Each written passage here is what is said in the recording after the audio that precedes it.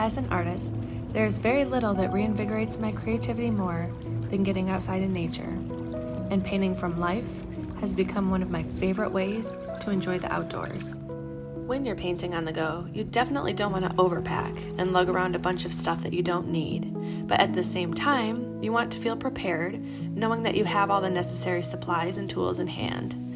At this point, I've got it pretty much figured out down to a science, exactly what to pack in my art bag, and I thought it would be helpful to share that with you today. You never know what kind of surface you might end up sitting on, so the first thing I unpacked was my lightweight blanket. Next, I brought some brushes. The only reason I have this brand new pack with me is so you can see what brand I use. Princeton makes great brushes that are really good quality and also very affordable. My favorite brush of all time is this 1/2-inch angular shader right here. I use it constantly, not just in my sketchbook, but also on my larger acrylic paintings. When it comes to brushes, my advice is actually to save your money, because the best brush is always a new brush, especially for making crisp, clean lines.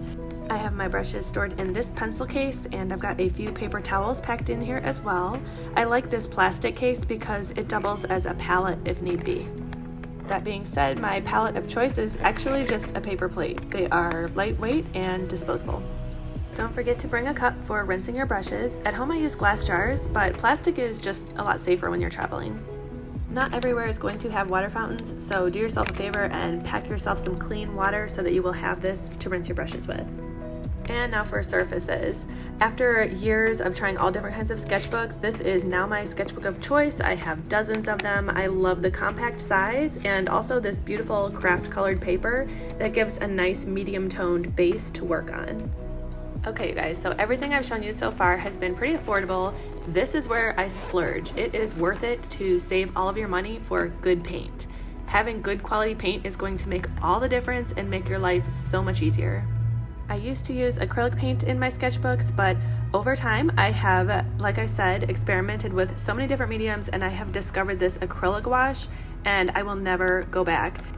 This paint is truly just the best of all worlds. It's fluid and lightweight like a watercolor. It is opaque and totally matte like gouache paint, and yet it has permanence like acrylic.